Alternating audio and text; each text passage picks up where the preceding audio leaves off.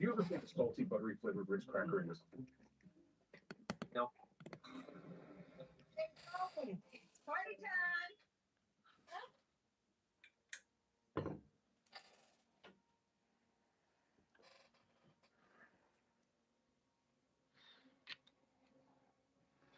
Omer Glitch. What's up, bro?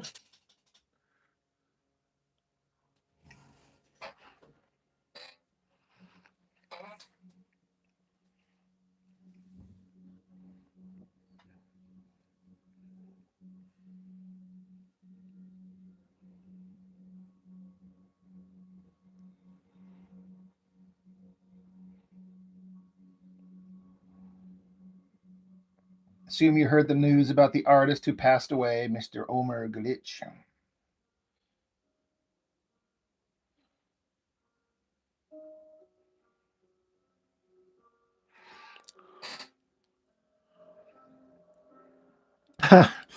Yeah, it's a 11:15 on my end. Yeah, I don't know. I kind of hadn't done any live streams for a couple of days, and I kind of procrastinated getting here working on anything. And my boys are watching TV, and I'm not exactly tired yet. So I'm like, let's just go sit down and had this half-assed doodle sketch I was working on that I'll just lightbox and pencil it and maybe get some inking done on it, just cause.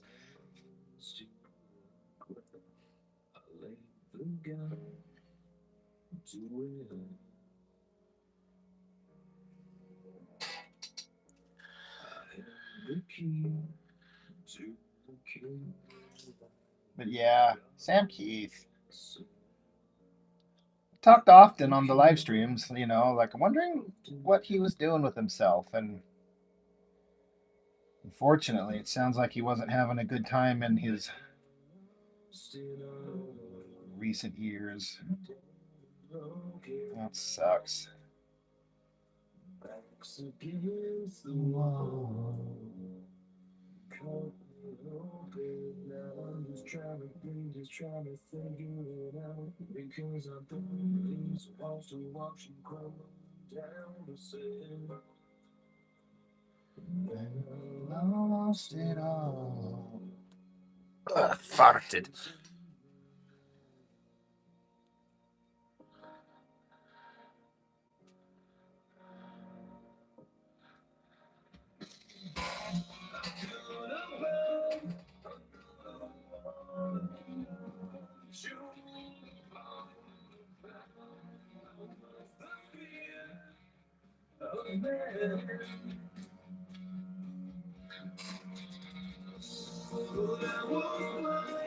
I couldn't see the world right in front of me. But now I can. Yeah. Because I lost it all. Dead and broken. Backs against the wall.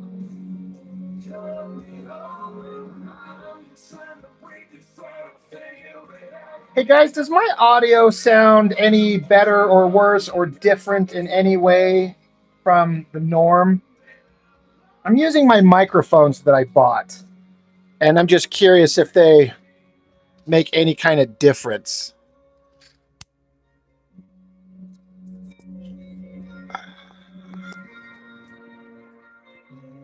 As I just sit here and fiddled with it and moved it, so it probably made some funny sounds. Trying to find the best way to position it.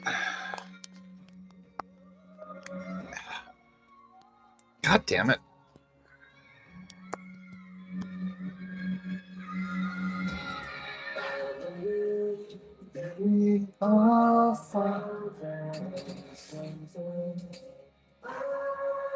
Sounds crispy bad? Hey, Don.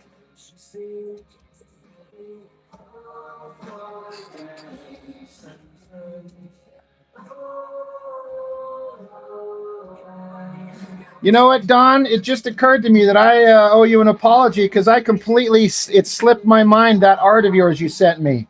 I didn't even think of it until you just showed up right now. That is an apology I owe you. Forgive me. I got buried under the other stuff, and then I just, it's not sitting in front of me. It just skips my mind.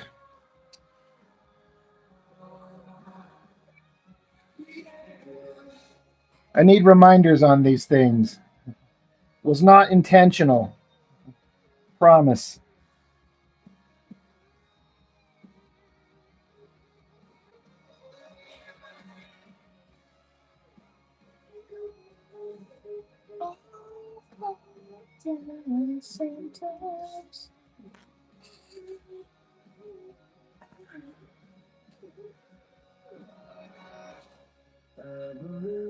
Jerry, yeah, the Sam Keith news. That super sucks. But like I said in that little quick video I just threw together, I just Googled a bunch of his artwork and threw it together and then just sat down and just started talking. And, as an artist, his work gets to live on forever. So, you know, none of us make out of this world forever. We're all going to have that same fate. So it's kind of a awesome idea as an artist to know that you can create stuff that will go on forever, right? That's not nothing.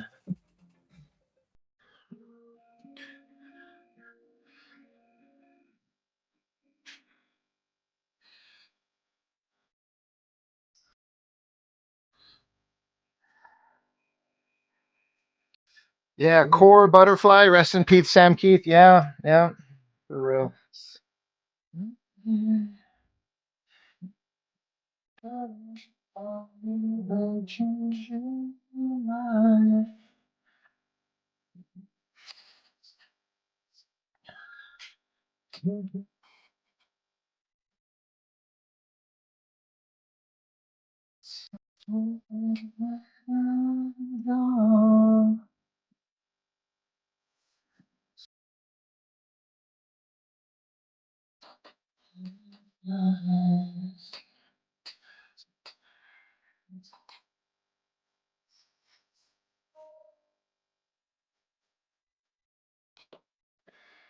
It's been so cold.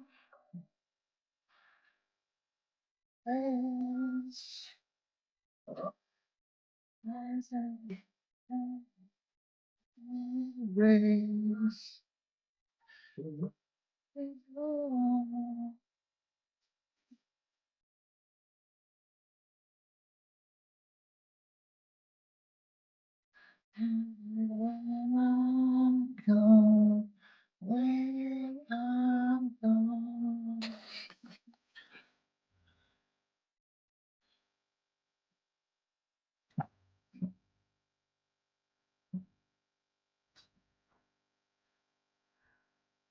Core Butterfly. You hadn't seen Sam Keith's work before that? Yeah, he was crazy good at what he did. It's very unique. But man, what did he have? A true artist. I mean, everyone who draws comics is an artist, but man, he had something that just made him different.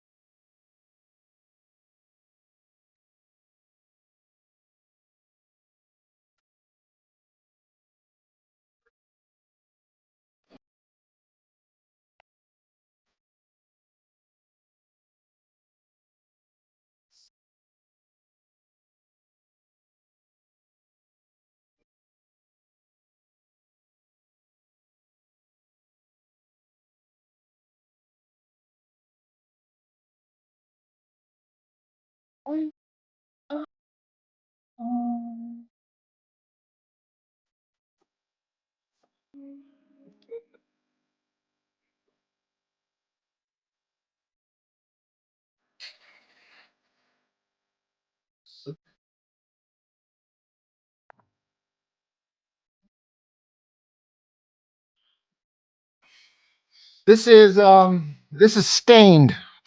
We're listening to, yeah, Chuck Norris. He died too. That's kind of felt like that guy was going to live forever.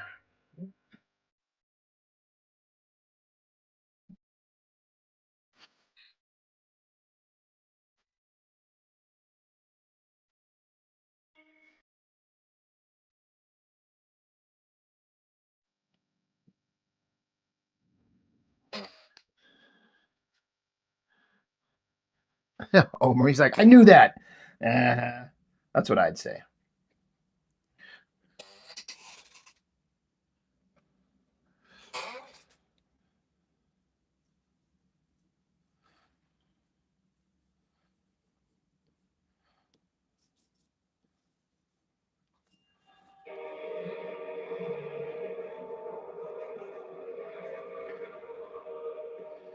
Guess I'm going to a concert next Thursday with my little power lifter lady friend. She asked me to go to a concert for this band called The Devil Wears Prada. I think I've heard of them just through her. Don't know anything about them, but guess I'm going to a concert next week.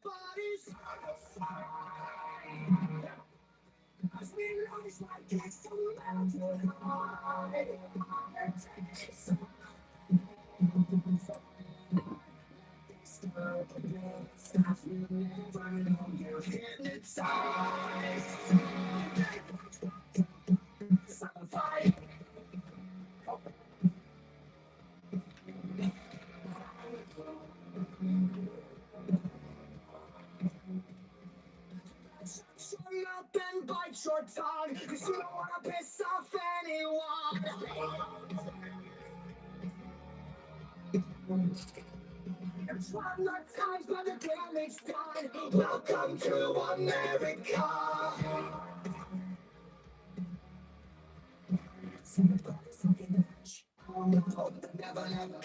Something you said 10 years ago. Everybody's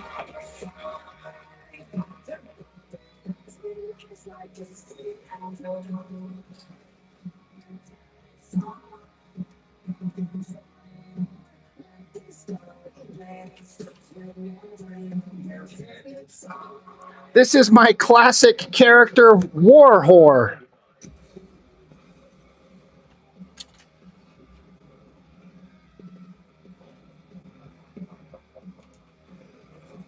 As in War Whore.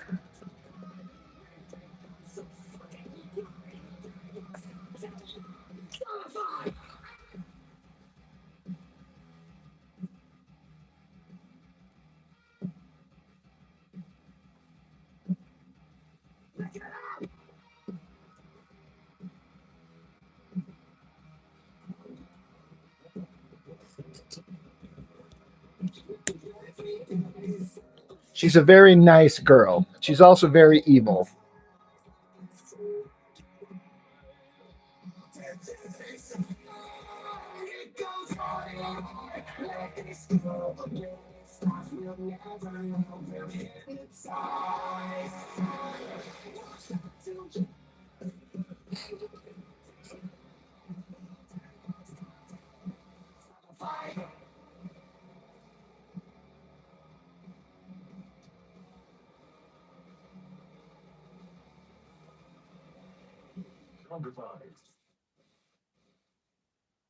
on top of your long-term financial goals, you can also support. Sounds like your Oh, ex-wife. what situation is it? What kind of name is that? What do you mean, what kind of name is that? That's an awesome name. With Thriven, where Her teammates are War Whore is teamed up with Killsnap, Laserfag, and Tumor.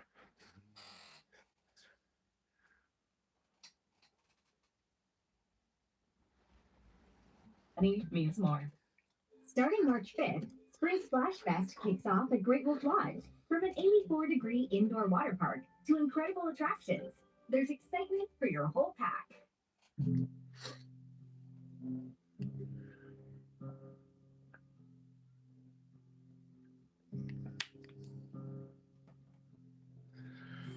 Homer's drawn Kill Snap. Yes, he has. I still have that.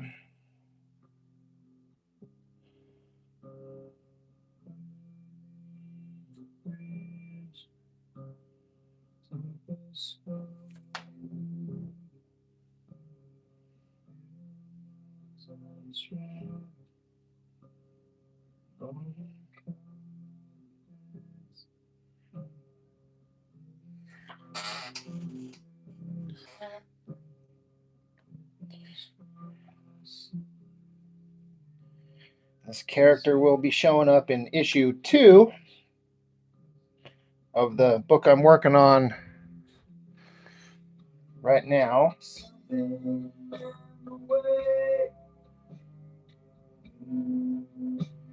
Mr. Chuck Gibson on inks has basically finished all the inks on the sequential pages. He's just got to wrap up the cover. He's just got some stuff going on at home he's kind of got to deal with, so his time's a little bit limited. But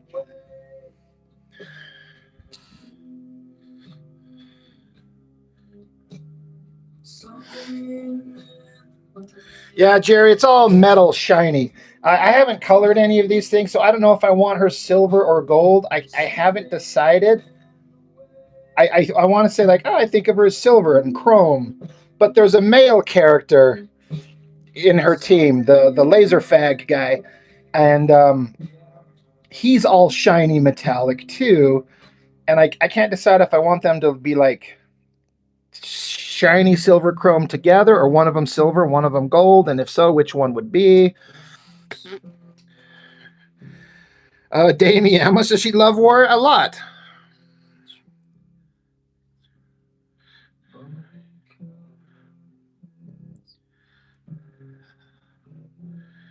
Yeah, Roland. Yeah, about Sam Keith, it super sucks. Yeah.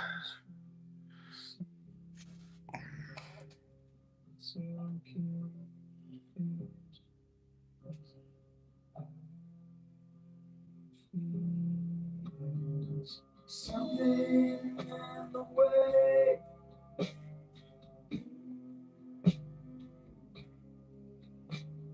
Something in the way. Yeah.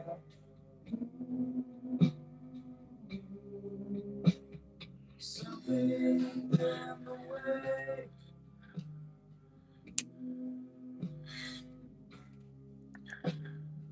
Yeah, the group is called Excessive Force.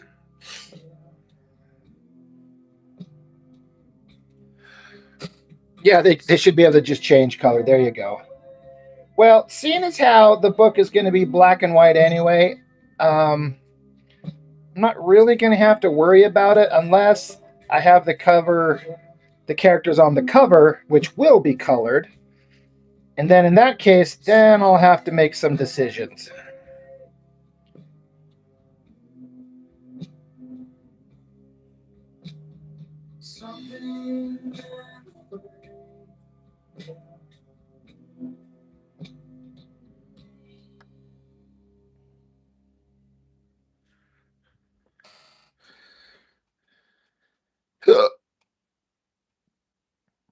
Booking.com has stays for absolutely anyone. Imagine you're a musical-obsessed couple. You book a dazzling hotel in the Big Apple, 5 stars, with a balcony for your big solo. If Broadway buffs can find their perfect stay, anyone.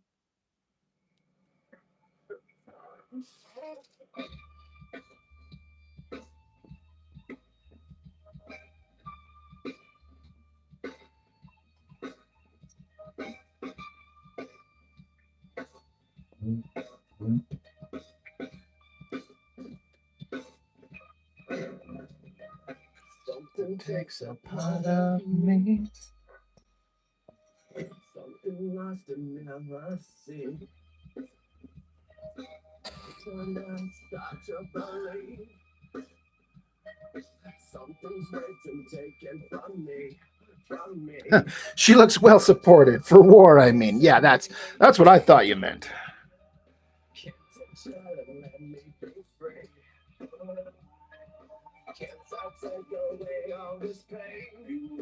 The design is just specifically to lean into the comic book trope of there's always hot girls wearing essentially nothing. Well, this girl's coated in this metal prosthesis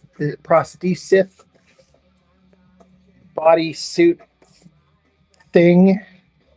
I'm like, I'm just gonna draw her frickin' just essentially naked. Like, there's some details I'm not gonna go into great detail on, but comic books always kind of dance around that like hypersexualization of the female figures. I'm like, I'm just gonna go with it. Let's just put it in there. So her shiny little metallic nipples are showing.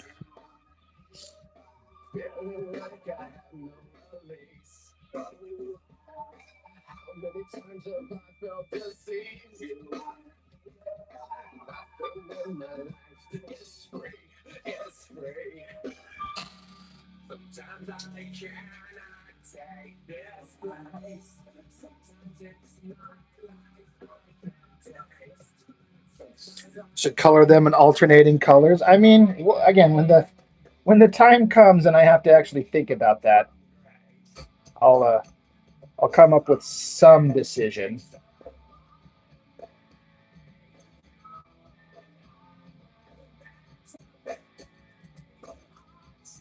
But I'm quite a ways off from going to be finalizing a cover for issue 2, so I don't have to think about it right away.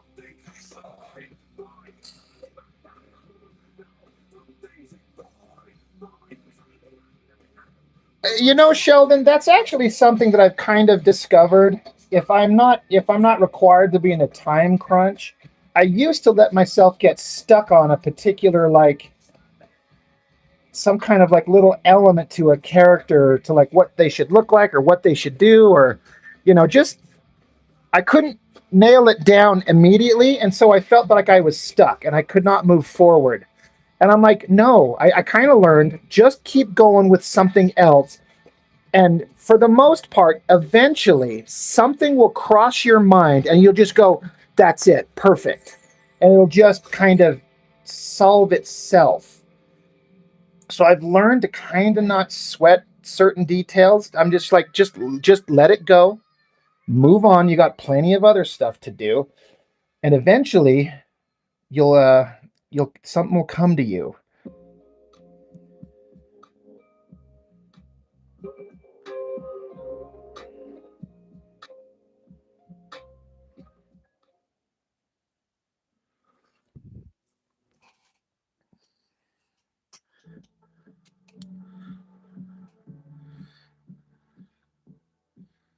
Why does she look like Pennywise? I don't know. I don't know what that's supposed to mean. Shells Bells says you were very talented. Thank you.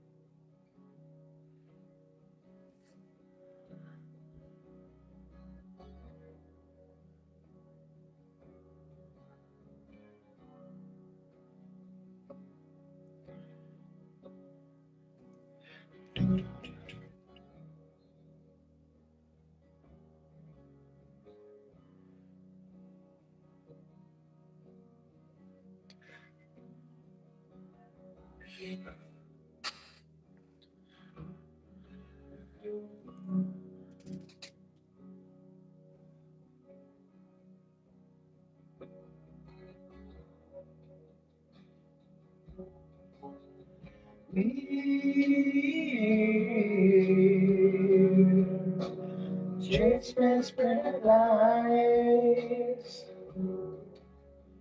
We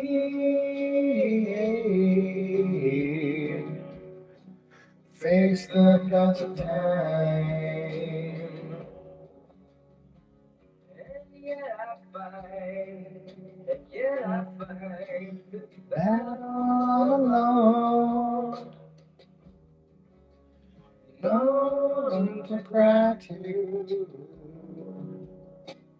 no place to go home.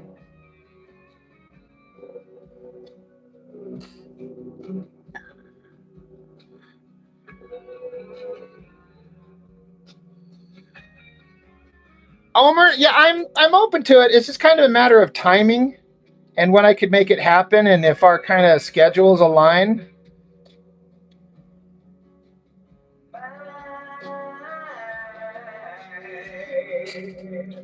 Coco Che has a question. All right, I'm sure it'll be awesome. What's your question? Pose your question. The answer is yes, it is, and no, you can't.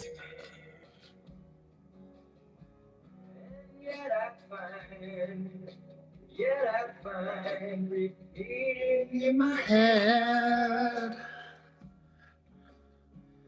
If I can't be my own, I feel better dead.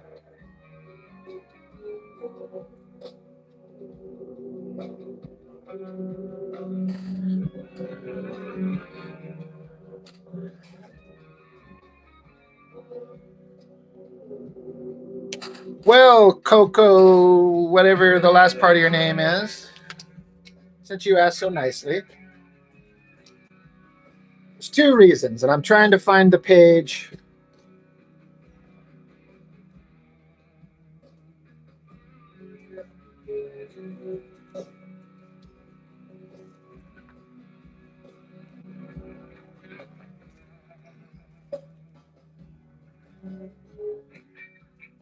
Okay, this is kind of like sort of explaining briefly her origin. She was in a horrible accident. She was burned, like third-degree burns all over her body. She lost her arms and her legs. She's basically just barely alive. So she's part of this experimental project through alien technology and advanced superheroic sci-fi bullshit, where they pour into this tube that she's kind of contained in, this liquid metal, and it just forms on her body and replaces her arms and kind of reforms her body kind of to the mental image that she would have in her head. And so it's this shiny reflective gold material. So it just forms up on her body. And so she's kind of covered. She doesn't need clothes to keep her warm or to protect her from the sun. She's kind of almost invulnerable. So it's just a design thing. And also I am leaning into the trope and doing a exaggerated kind of version of, in comics, there's always like the hyper hottest girls wearing almost nothing, but then the artists in these books will put them in the tiniest little bits of clothes and pretend that they're not trying to like have half naked girls run around. And it's some kind of bullshit trope that we all just kind of ignore. I'm just leaning into the like, let's just have her run around essentially without clothes. Now it's a metal sheathing covering her. So it's not her bare skin, because her bare skin is this burned husk underneath it with no arms, no legs. So it's a parody of the tropes in comics. It's also an excuse to draw hot female figures in comics. Why not?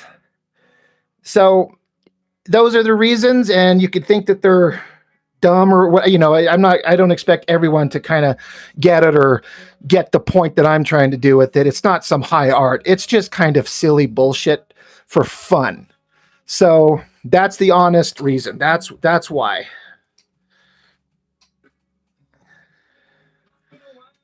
So Coco, that's a legitimate, for real, like, you know, there are characters in comics all over the place that essentially look like this. The only difference is I add nipples. I add these little tiny microscopic details, and that's the only difference from some of the spandex clad wearing superhero female characters in many comics.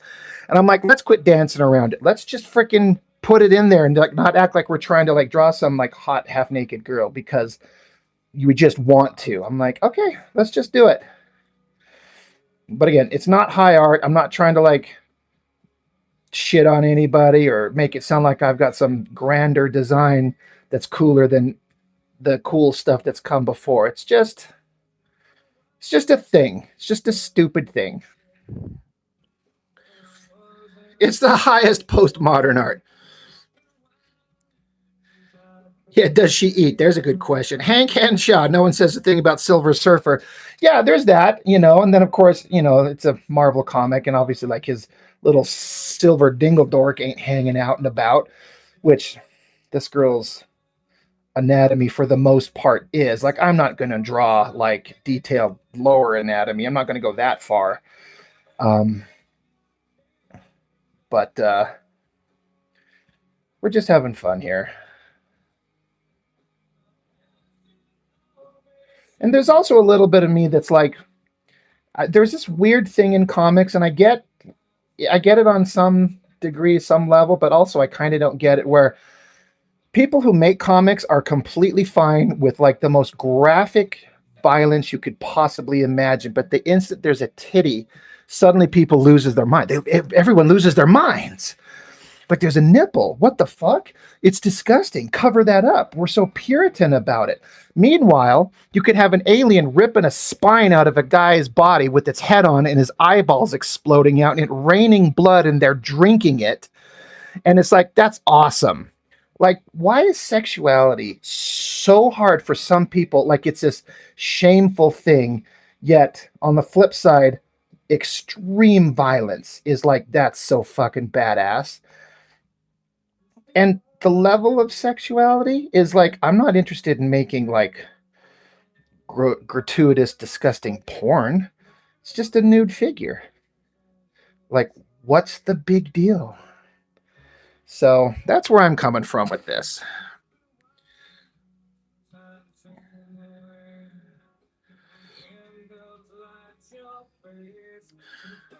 No, Coco, like, it's fine. Whether that was your friend or you or whatever, I don't care. I don't mind. It's just gives an opportunity to kind of talk about it.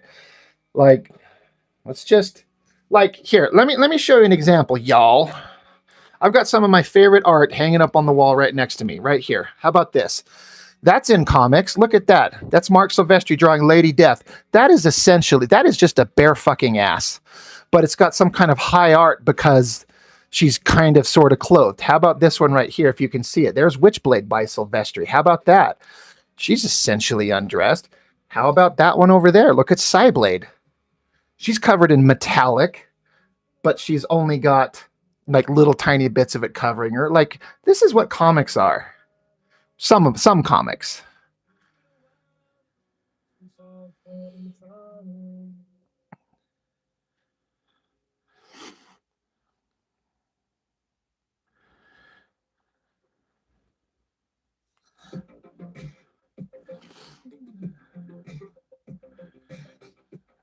Sheldon, you're right, my dude. Yeah. It's like, oh my gosh, we actually spell the word fuck. Like, oh my God. But if you do asterisks and stuff, like, you hear it in your head, you say it in your head. Why can't it be written? Like, what's the difference? What's the problem?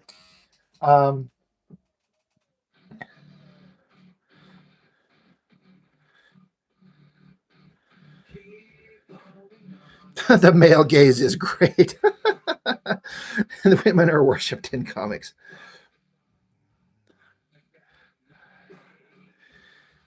Nit Blanco.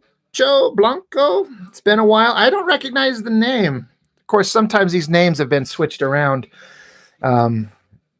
even without people wanting them to be. So sometimes I may not recognize the name because it might be different from what it was before.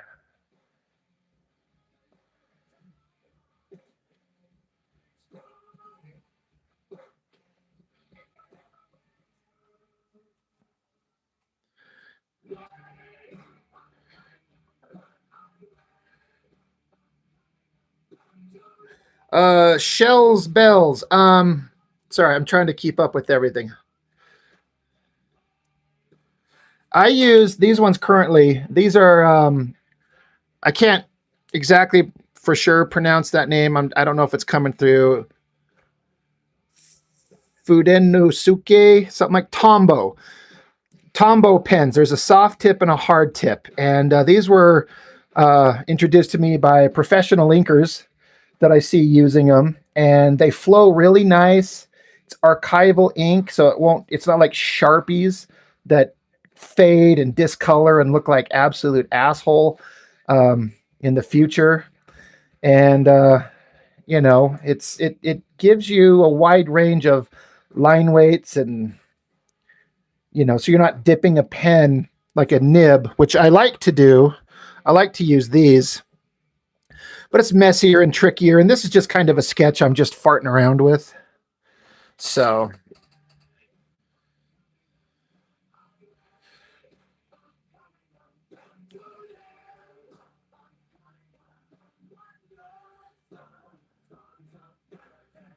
yeah, last time you stopped in, I was working on the Masters of the Universe. I finished up my Masters of the Universe fan comic at the end of last year, or middle of last year.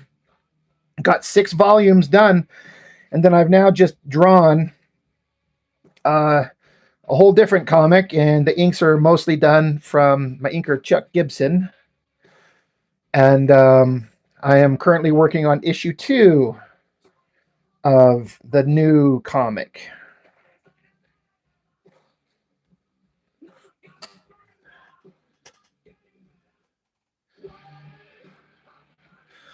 Latik, what's up, my dude? Latik, I got those books in the mail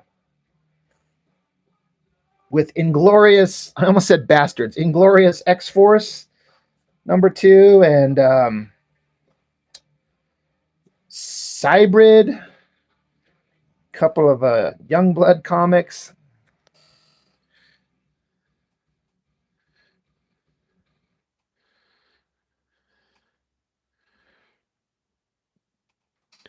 Yeah, JR told 6 volumes. Yeah, I mean, I've got them like right behind me here.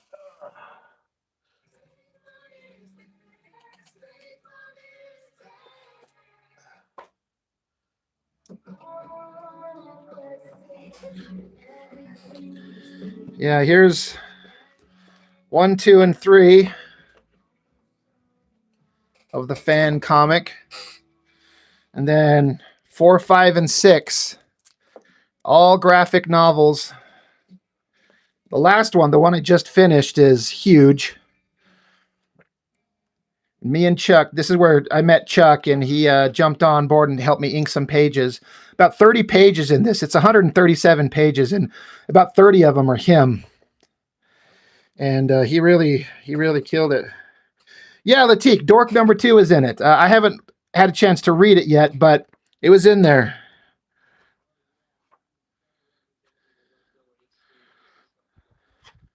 Yeah, only 137. Right.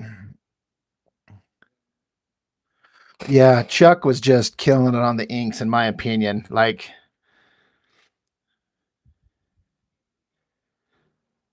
this is one of my favorite panels. I like that there. No, I got you.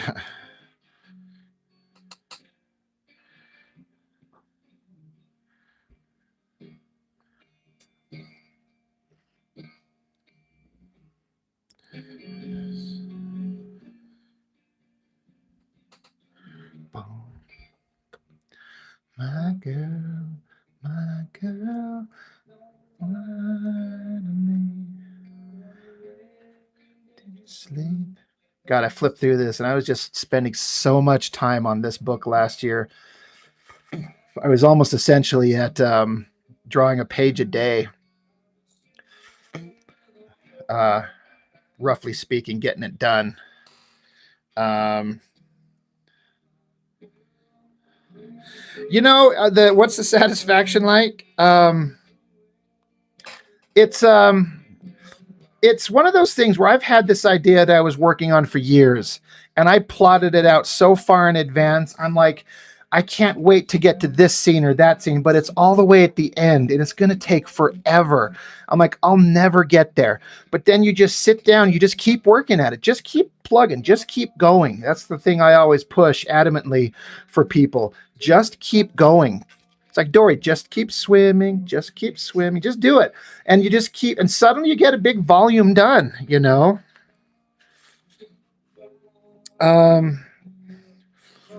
And just to be able to sit back and know that I saw it through to the end, it's a great sense of satisfaction to know that I can put it together. So yeah, Latique, Sam Keith, that thing sucks, man. Look at the hot girls I get to work with on my comics here. And of course, there's my sweet little boys down there at the bottom. I've been drawing. I'm just an amateur. But I've been doing them since I was a teenager.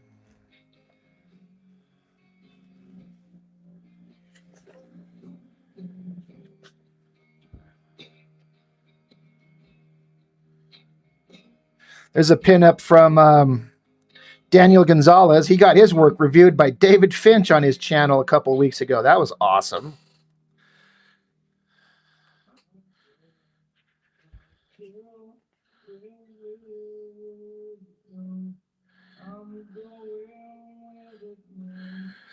Shelbs, have I ever made a mistake close to finishing a page? It just depends on it just depends on the level of the screw up. Sometimes you just have to live with it. Sometimes you'll just redraw the panel and put it together in Photoshop and just paste over it. Or sometimes you find a way to work around it. Sometimes you're stuck with it. It just depends. There's no one right answer. It just depends on what you did and how bad you did it.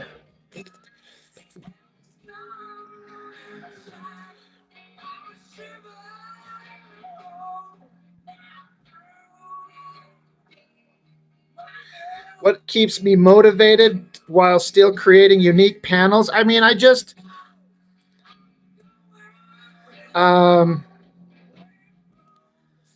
what keeps me motivated? This is something like, if you want to be a comic artist, you better not be doing it because you think you're going to make money at it.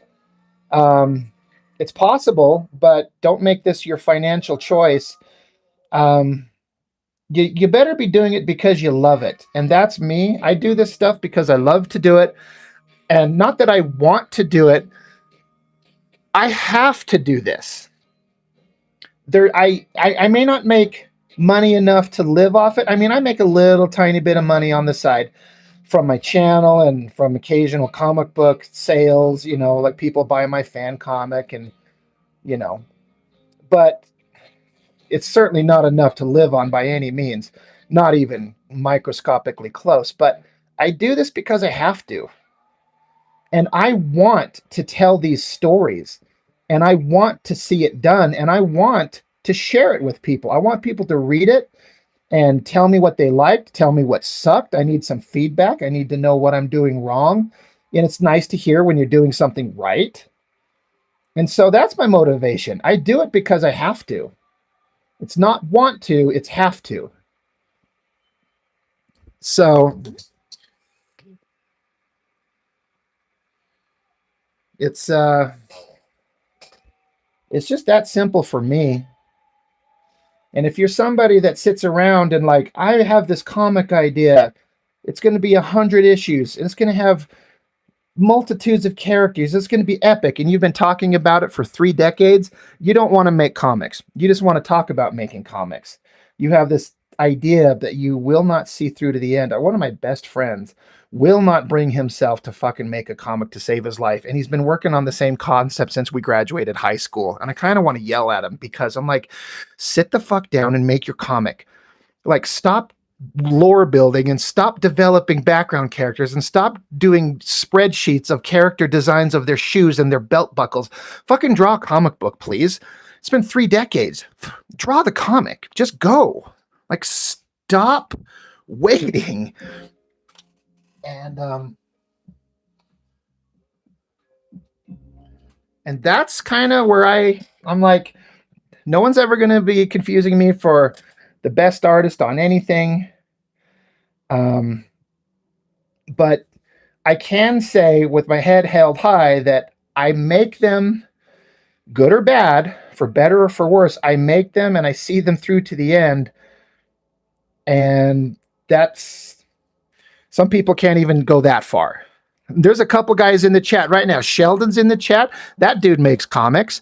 Nate is in the channel. He makes comics. Omer Glitch in the chat. He makes comics. Latik makes comics. He used to be like my best friend.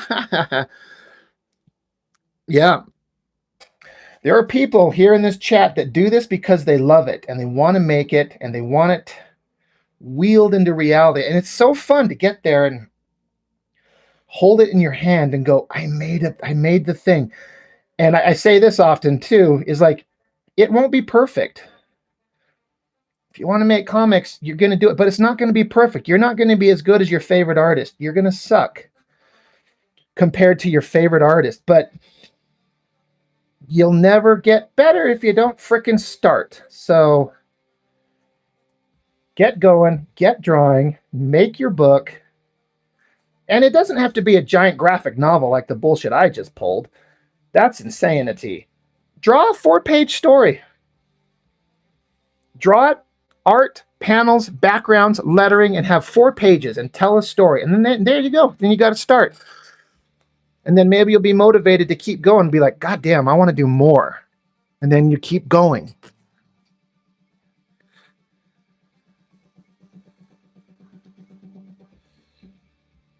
Yeah, Latik, you just got to make it.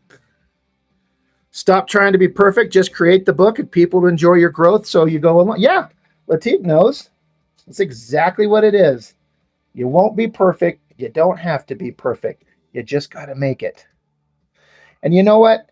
You might think you're not perfect, but to somebody else, they're going to look at it and go, I wish I could do a fraction as good as this person just did.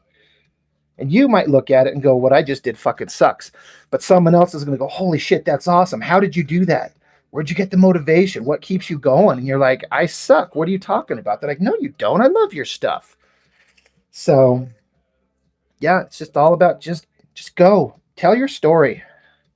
Do the painting, make the song, learn the instrument, sculpt the thing, create. Let's just do it.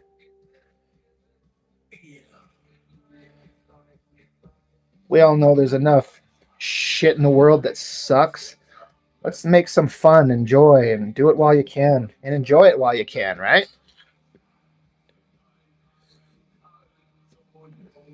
Yeah, Nate, just got to get it done, even if people don't like it.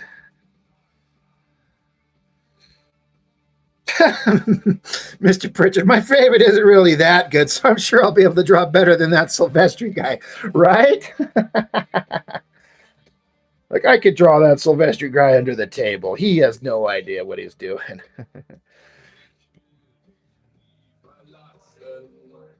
That's funny, dude.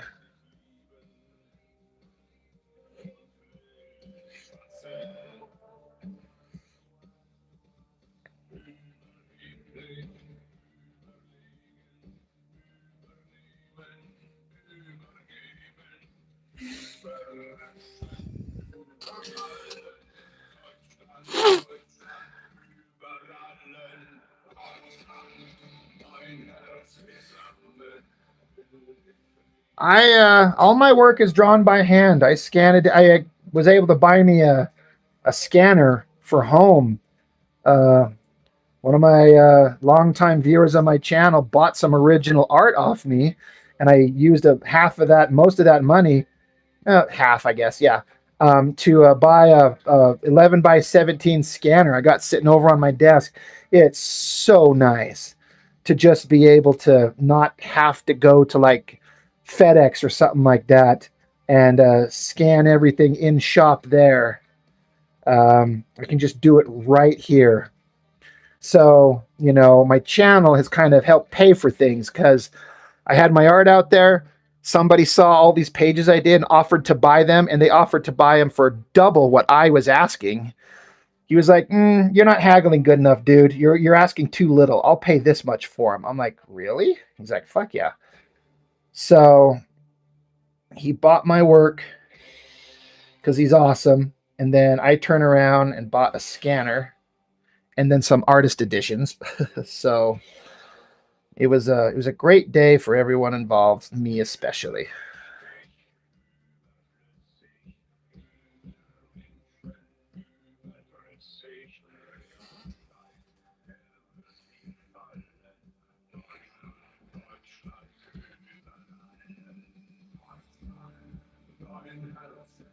Yeah, having a scanner is a game changer. Yeah. Because, like I was saying in my Sam Keith video today, just a couple hours ago, I'm like, I get digital. I understand why people do it, but my ass wants to draw on paper. I like having original art, and I like there's no backing out of fuck ups. There's no undo feature. There's no cut and paste and twist and warp. Like what you put on paper is what you're stuck with. And again, you're going to make mistakes, and then maybe you can kind of work around it and you learn. But I also feel like in some ways doing it traditional, like analog like this, it forces you to there's an argument to be made for it forcing you to get better because you don't have an endless supply of undo. You have to get it correct from the line you put on the paper.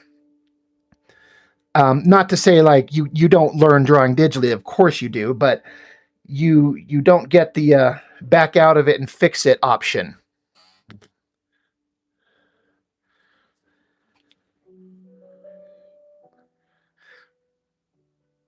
Omer Glitch, I'll just hit me up on Instagram and I'll send the link.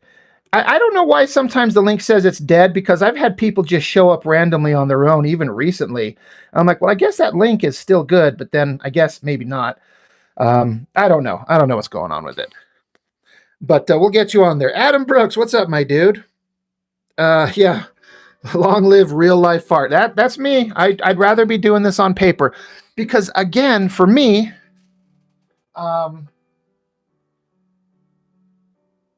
I like having an original. I like the idea of leaving a physical piece of paper that people can look at and have. My kids, when they get older, maybe they'll look at this when they're older and more introspective and curious about the dumb shit that their daddy used to do. They'll look at this stuff and go, I wonder what daddy was doing with this. What did this mean to him? What was he doing at that time? It's all the kind of stuff that I would like to have from my dad. He used to draw, but he threw everything away. He didn't think there was any value in it.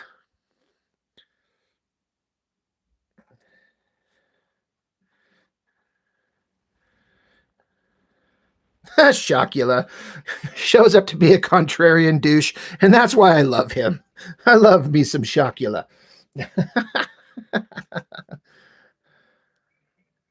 Yeah, JR, there's a god damn it.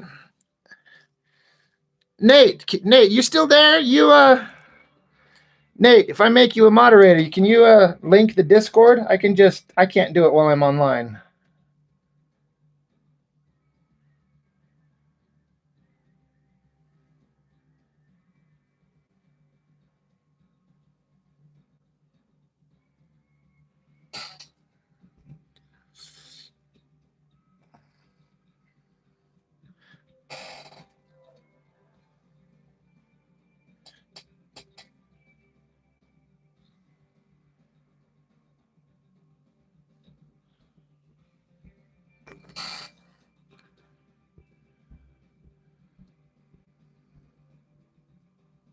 Yes, Coco, give your friend your phone. You'd hit that drawing with the paint can button and call it done, right? I get it.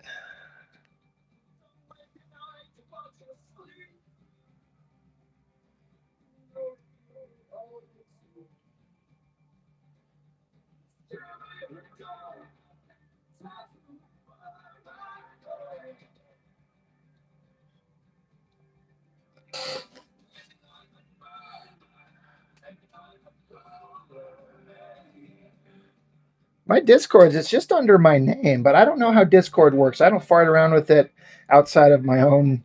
So I don't know if you can just search for it. I think you have to have the link to join it.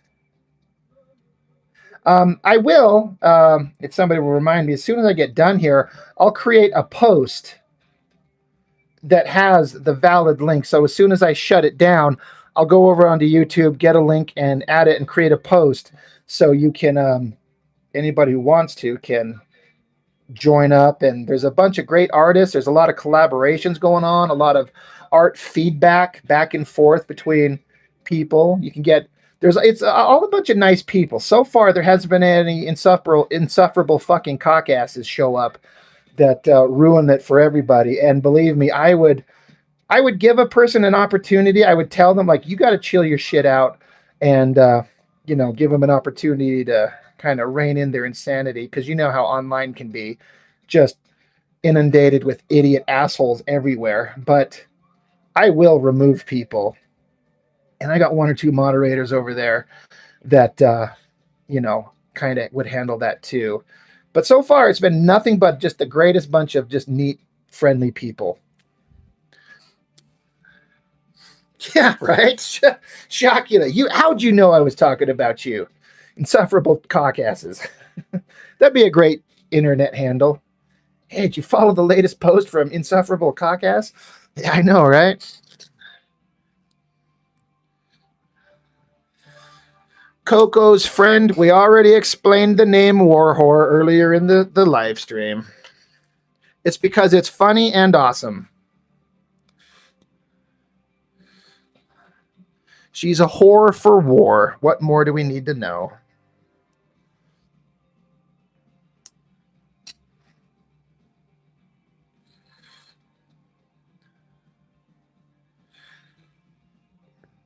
Coloring, inking is the worst for me. That's when my motivation goes out the window. See, I don't worry about coloring. I'm fine with black and white. So I leave it aside. Don't care about coloring. My work, if I print it, it's in black and white anyway. So who cares? I'm not trying to learn color. I don't want to learn color. I leave color to the experts.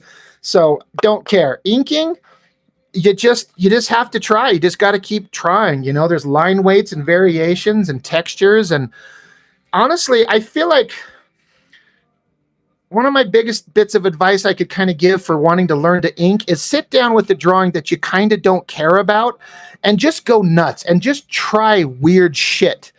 Don't take a beautiful drawing that you're being very precious with and try to do the best inking technique that you've never practiced before. Get some scrap paper, scribble a figure, and just be free. Go nuts, go crazy, slap some lines around, practice different line weights, get fast, go scratchy and sketchy. And eventually you start producing lines that look exactly like you want it to be, and you realize that you can get that kind of look out of the tool you're trying to use. Just be free, be fearless on sketches. That's what sketching is for. That's what sketchbooks and noodling and goofing around to refine your technique. So when you come back to your final drawing, you've got a better idea of what you're trying to do. Don't try to do your best work you've never practiced on your final drawing. How about that?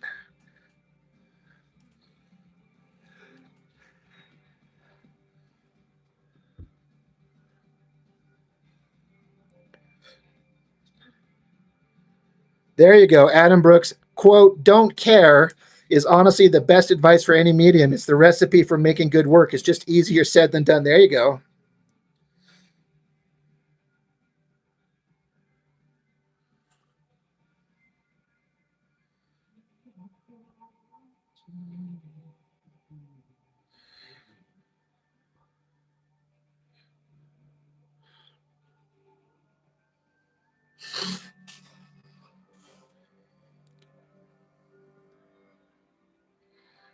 Preciousness will destroy everything. There you go. And like I was saying, in my experience, once you scribble and don't care and you're free and loose, you learn how to get those precise lines and art that you want. And then you kind of started to learn how to make it happen on demand rather than just setting down with the tool and just trying to go and hope that it comes out. And you'll still fuck it up. It'll still look terrible. But, it'll eventually work. Latique, color theory is tricky, but if you want to color, take your favorite book that you like the colors on and clone them. That's how I start. There's an idea. But again, I'll leave coloring up to the experts.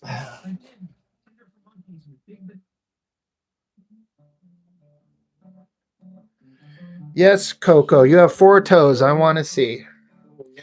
Join the Discord and show pictures of your feet. I'm sure that'll be a great idea. I was just a boy. I'm 8 years old. Do me a Bible. Yeah, Omar, I saw it come through. I can't do anything with it at the moment, but I'll catch up with you after the fact. Yes, I lied.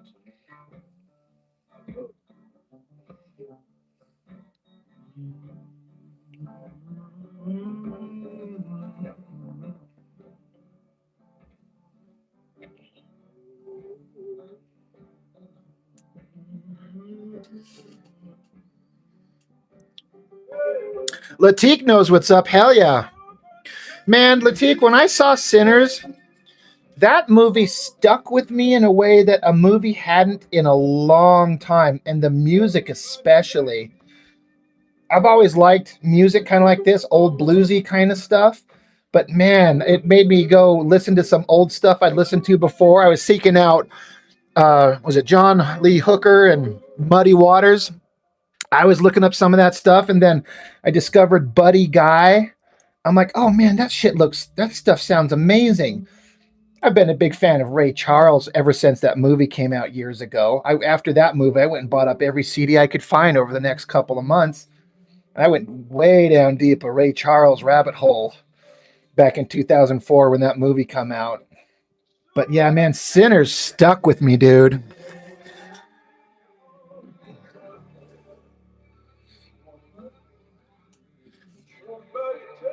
Somebody take me.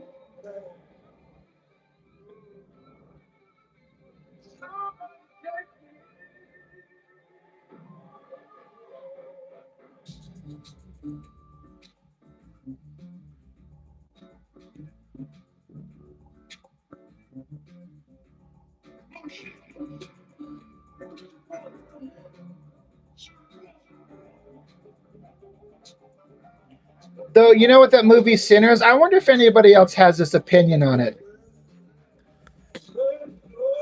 I enjoyed it more before the vampires showed up.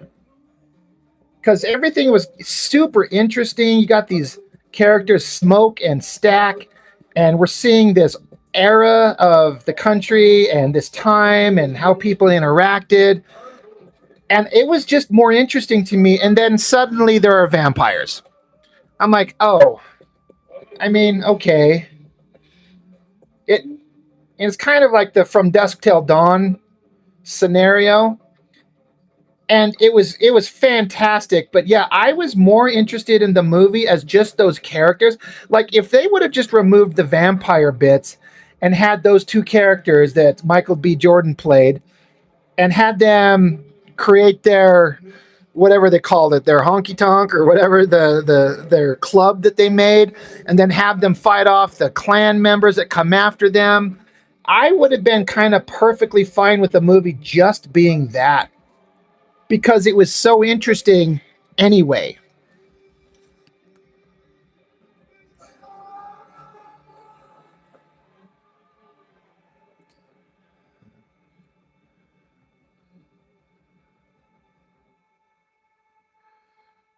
Yeah, Shocky, they like the first half. Again, it didn't ruin anything. It just was like, oh, we're into vampire territory. All right, here we go. And I like the guy that played the main vampire, the Irish thing. Like, it was all good, but it's like, oh, vampires? You can almost take any story and just be like, it's a love story between these star-crossed lovers, and this happened and that happened, and then suddenly vampires showed up. You're like, oh, okay. It's a sci-fi adventure. They're out in space and they're trying to find a way to revitalize the planet Sun. And then vampires showed up. You're like, oh, okay. I guess this is a thing.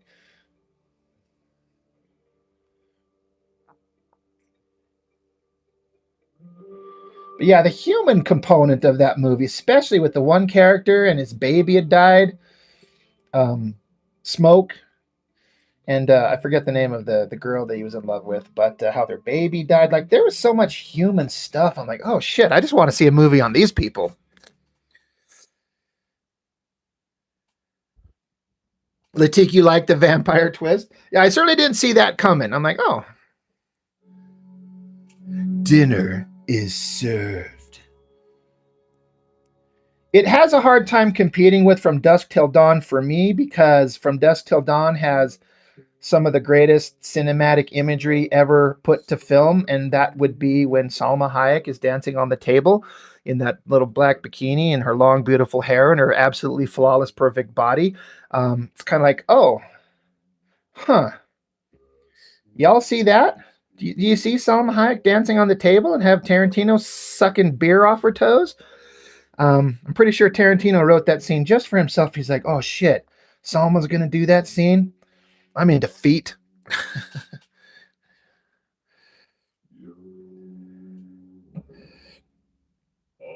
Latik, you want to see a prequel of the indigenous vampire hunters? No, there you go. That's actually an interesting idea. Those characters, like the Native American, the Choctaw, weren't they saying? When they showed up at that guy's house, they seemed really interesting. You're just like, where'd they come from? What were they doing? Like, you kind of get it. Like, it's not like that big of a mystery. But yeah, Latik, that's actually a really good idea. That would be really interesting.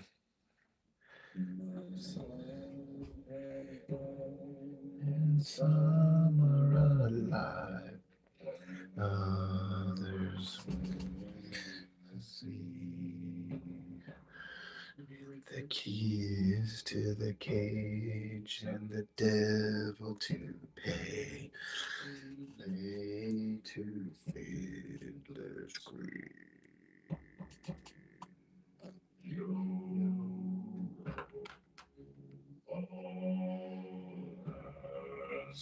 Hoist the colors high. Evil thieves and beggars, never shall we die.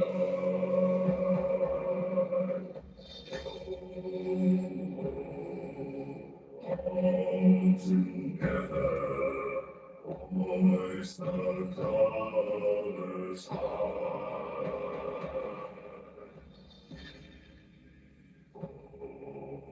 Thieves and beggars, never shall we die. We got some goofball kids in the chat tonight, but you know what? They're being just fine. It is a Saturday night. Usually some goofball youth show up, and I like goofball youth. As long as they're respectable, we're good. Heed the squall. Turn yourself toward home.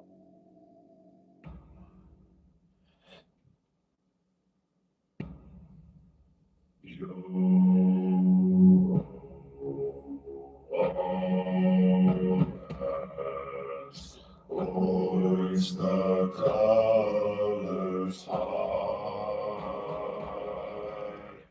Evil thieves and beggars, never shall we die.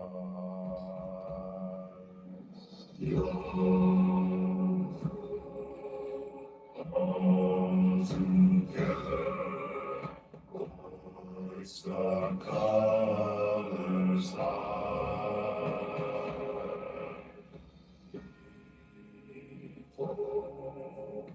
Thieves and beggars.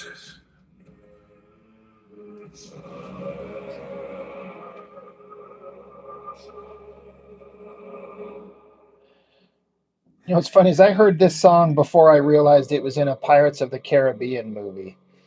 I had a friend of mine, this gal. I said, "Hey, have you ever heard this song?" She's like, "Yeah, it was in fucking one of the Pirates of the Caribbean movies." I'm like, "Shut your whore mouth! It was not." Hey guys, thank you She's so like, much "Yes, for it joining us absolutely for was." the I'm like, California "Oh, Podcast. right. I never saw that one." As most of you probably know, I just thought it was an amazing song on its own. Shane that happened about a month or two ago, and everyone really wanted the full cover of it. So thank you for supporting us and allowing us to make this. As you guys just heard, we had some incredibly Maybe the best. It is 12:30 at night for me. Thanks, Latique. I appreciate it, man. I should have been working on one of my comic pages, but I kind of didn't have the energy for the kind of focus that the page requires. So I'm like, I just had this sketch. Like I had this sketch started. I did this. So I just light boxed this really quick when we started. Just something to draw. Just doing some quick sketches of nothing, just cause. You into my knees.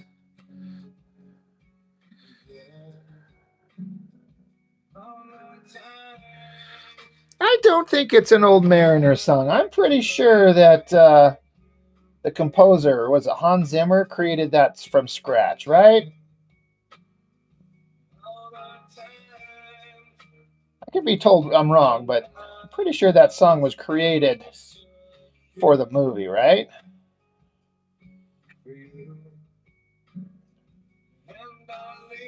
I like the idea that it was an old song, but I just don't think it is.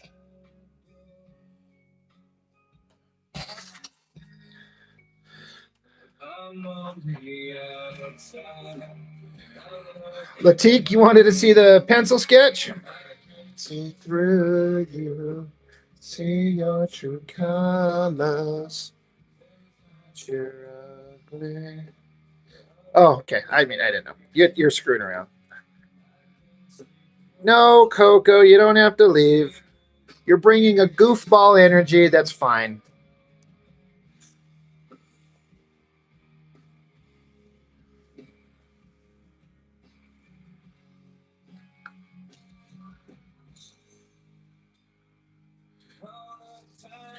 You want it just like this, Latique? Like not any more done to it?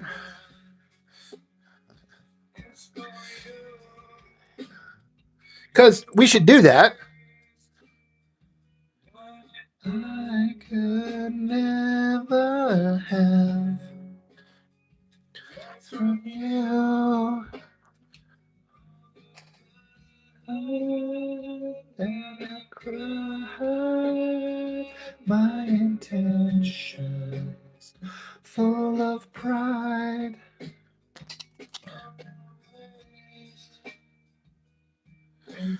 Shout out to Coco. Sheldon, you thought it was an old hymn the Belgians would sing in the shower? Probably. It's just as probable. See your true colors inside your ugly, ugly like me.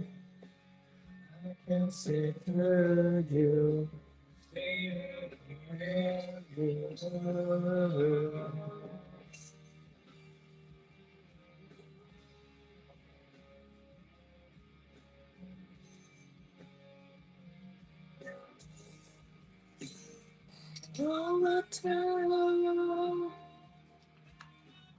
All right, Latique, I'll scan it if you want it just as it is. If that's what you want, I'll scan it and send it to you if that's what you want. Coco, I'm going to guess you're 15. Maybe somewhere between 12 and 15. You and your friend are probably the same. All alone.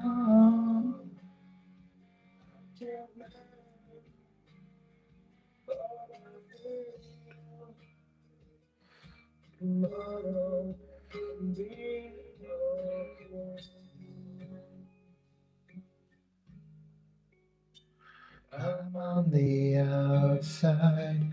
I'm looking in. I can see through you, see your true colors.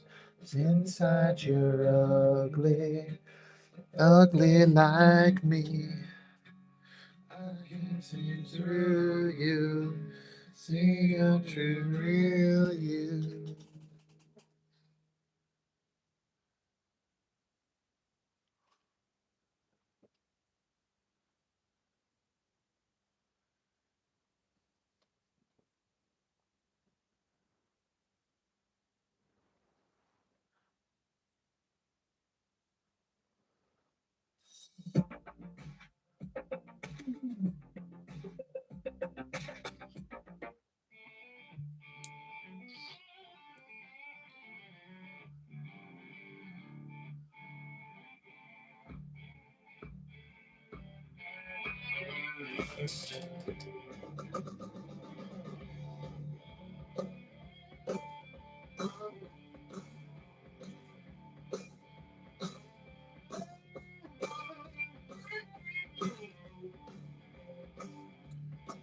When I'm so tired of crying, but I'm on the road again.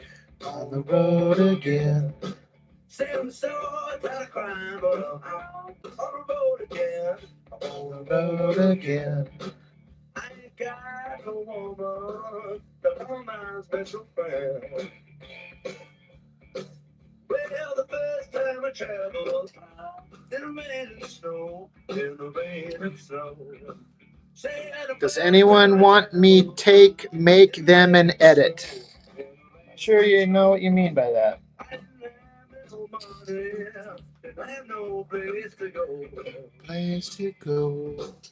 And my dear mother left me when I was quite young. When I was quite young. Said my dear mother left me when I was quite young. When I was quite young. She said, Lord, Lord have mercy, on my wicked son. Yeah. Who's the band playing? Who knows who this is?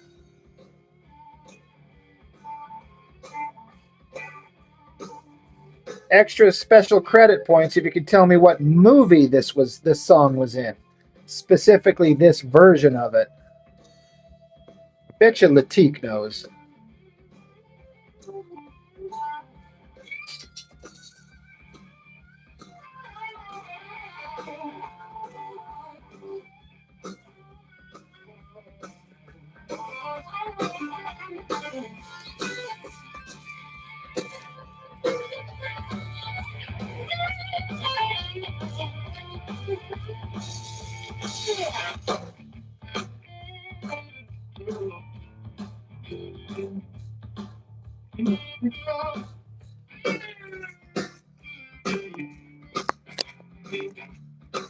Take a tip from me, baby.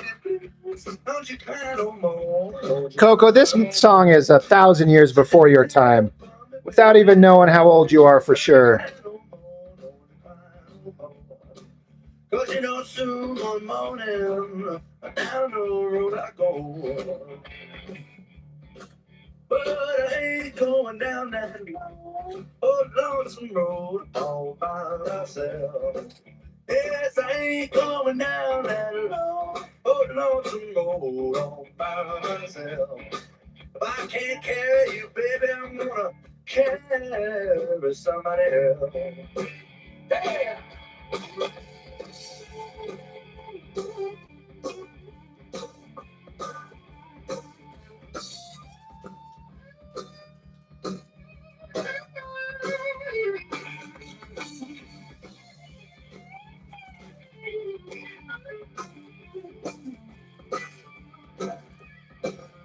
There you go. There's Who and What.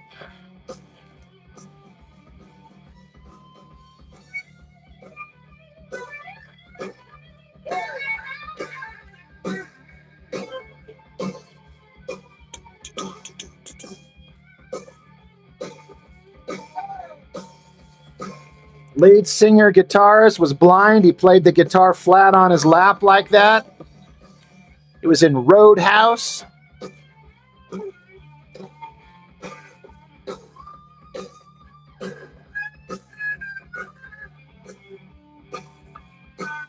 Yeah, Sheldon, I'm pretty sure. Is that the beginning when Dalton showed up? His name is Dalton. Fun events that earn your housing neighborhood new stuff. You do tasks like kill rares and complete delves to earn neighborhood favorite and illustrate progress. Your roommate had that album in college. So your whole neighborhood levels up together.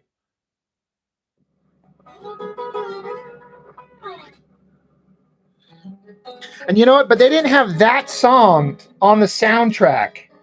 It was really frustrating because that was one of my favorites. I'm like, why didn't they have that song on the album? Because my parents had it.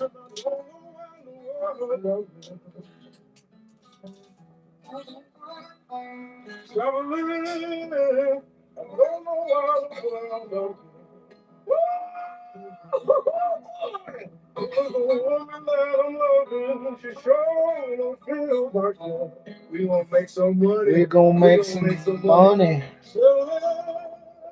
I don't know it. What's my favorite movie? The artist was the Jeff Healey Band. The movie was Roadhouse with Patrick Swayze. One of the greatest, most ridiculous movies ever. If a guy gets in your face and calls you a cocksucker, I want you to be nice. It's like, being called a cocksucker ain't personal. What if he calls my mama a whore? I'll let you guys tell me the next line.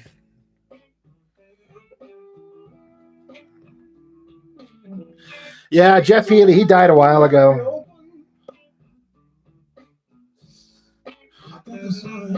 Just walk by. The gates of heaven must be open. I think it's all angels just walk by. I heard a blind man scream and say, "Now there goes a sight from My soul high. there goes a sight from my soul eyes." Yeah, Roadhouse. Some people say the best Patrick Swayze movies are Ghost and Dirty Dancing. No, it's Point Break and Roadhouse. And then, of course, Dirty Dancing and Ghost are great. But Dirty Dancing and Ghost are the chick flicks. The dudes, we love Point Break and Roadhouse. Yeah, he made that movie. You should be locked up with a girl.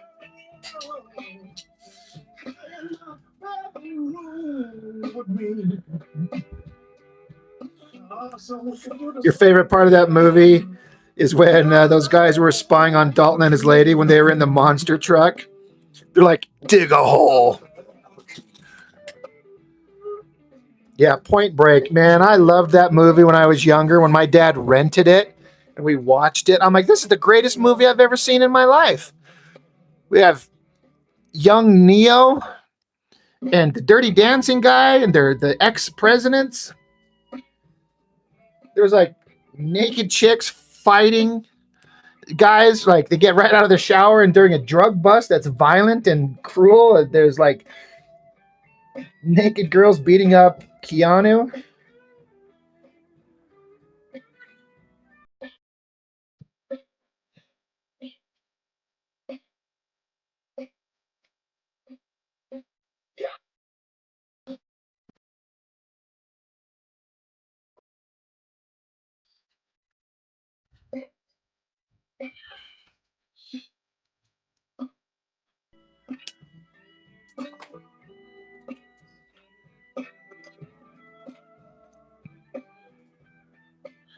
Tu Wong Fu. I never watched Tu Wong Fu. Thanks for the memories, Julie Newmar. At the time, I had no interest in watching Leguizamo and Blade and Bodhi dress as chicks. And I kind of still don't. I'm sure it's a fine film.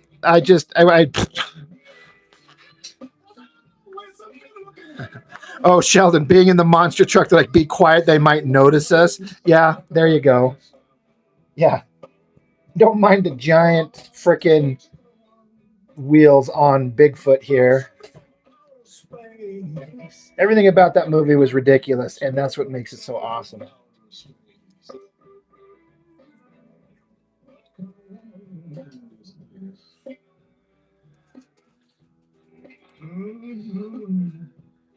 kind of woman is this?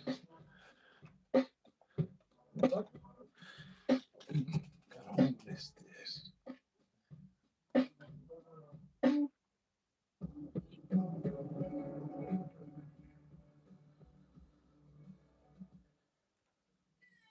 When it comes to travel, you're a winner. That's why when you sit behind a crying baby, Oh, yeah.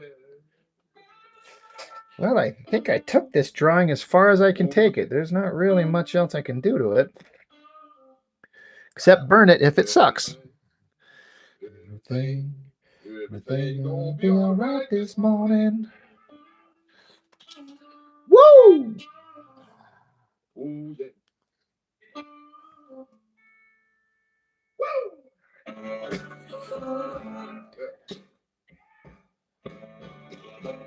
Now, when I was a young boy,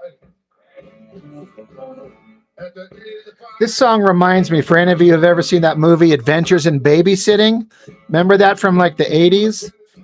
And the kids ended up in that they're trying to get away from the bad guys. They end up in that bar and they end up on stage.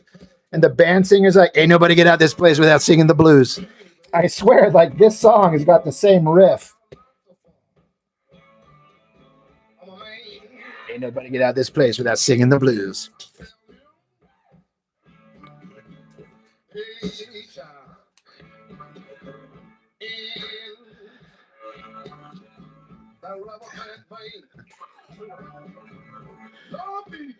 You know, 80s and 90s, I'll give it to them both. Both eras had some of the best movies. You know, we didn't know how good we had it. Man, things sure went to shit in the last decade, but 80s and 90s were great. Yeah, Adventures in Babysitting. Elizabeth Shue, she's awesome. Thor shows up, the guy who would future play Kingpin. It's so hard babysitting these guys. Yeah, Vincent D'Onofrio.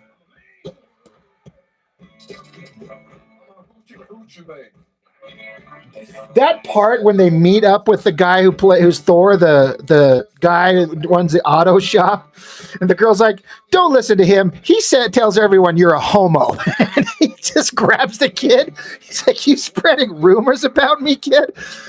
Dude. Oh man, they would never get away with that shit today. But just that girl, he tells everyone you're a homo. I'm like, oh my God. Oh, times are different.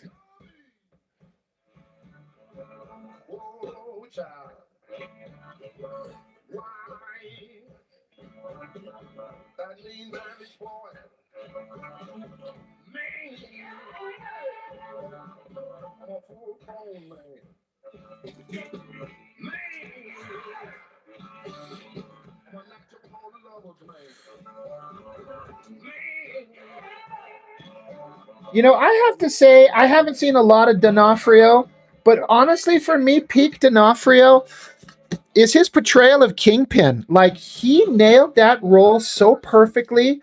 And even my ex-wife, we would watch that show together, and she enjoyed it. And she really liked the Kingpin's character and the way the actor portrayed it, because she's like, he plays it kind of like when he's talking to that woman who becomes his wife, Vanessa. She's like, he's almost playing it like he's a scared child. He's nervous and unsure. And then when he turns into a violent killer, it's a whole different thing. But when he's playing that soft-spoken way that he speaks, like my ex-wife, who didn't give a shit about any of that stuff, was like enthralled by that guy's portrayal of that character. She's like, he's good. It's such an interesting character. I'm like, I know, right?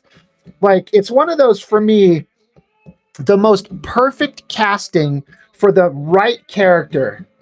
You know, I feel like Hugh Jackman was the perfect Wolverine. I feel like Christopher Reeve is the best Superman. D'Onofrio is the perfect Kingpin, and I don't think it'll ever be better. And I was one of those guys who even liked the Affleck version with what's his name? The guy that played Kingpin in that show.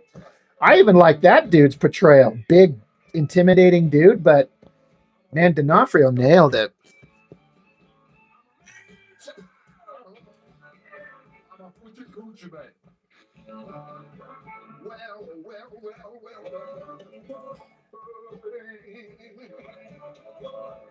Of course, D'Onofrio playing the cockroach alien bug in the first Men in Black.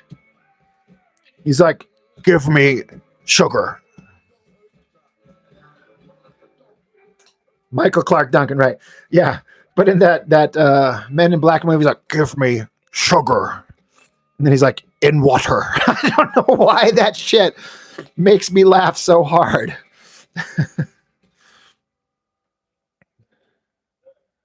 Give me sugar and water.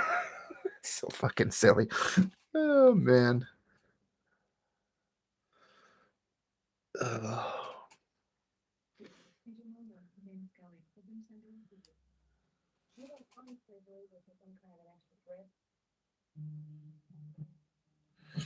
Godfather of Harlem. I've never seen that.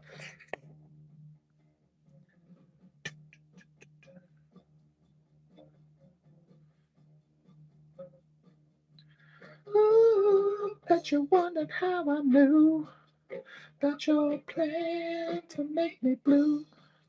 Some other guy that you knew before. Two other guys I know I love you more. Took me by surprise, I must say. But I found out yesterday. Ooh, I heard it through the grapevine. Longer would you be mine? Heard it through the grapevine. Lose my mind, honey, honey, yeah.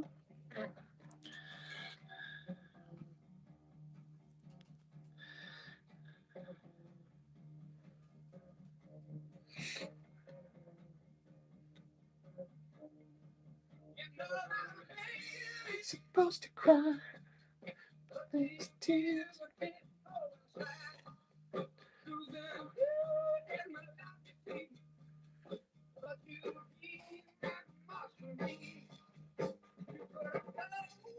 me yourself found someone else. Hey, through the great.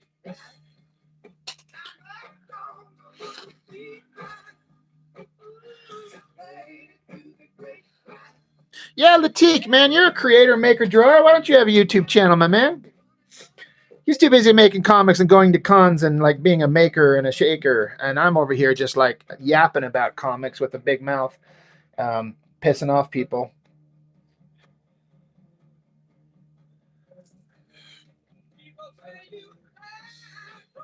That's what I do. Casually Comics, Jerry. I've heard of it. I don't think I've ever watched it, or if I have, I don't know that I remember that I did. It's possible. I might have seen some of it, but I don't remember that it was that. That's what it was.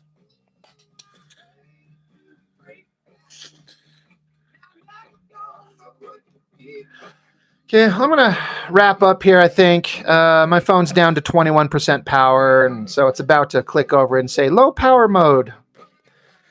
So, I think I'm done. I'm just kind of like doing additional noodles to this thing that's kind of unnecessary because I'm kind of having fun with it. But it's time to be done.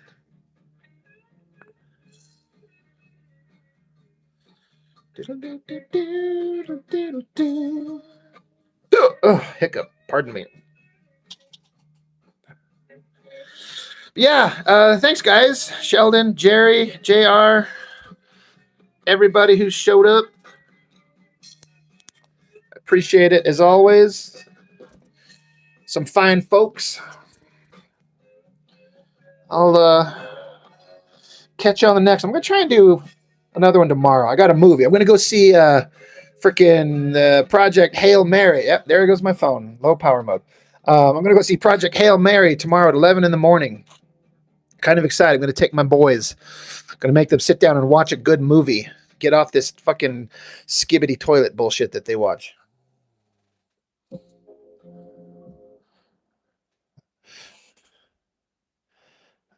Yeah, Latik, let's do a live stream together. Absolutely.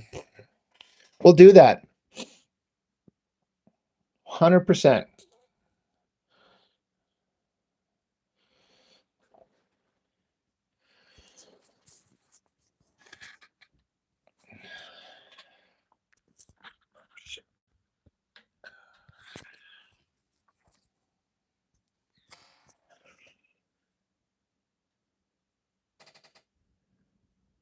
All right, guys. I'll catch you later.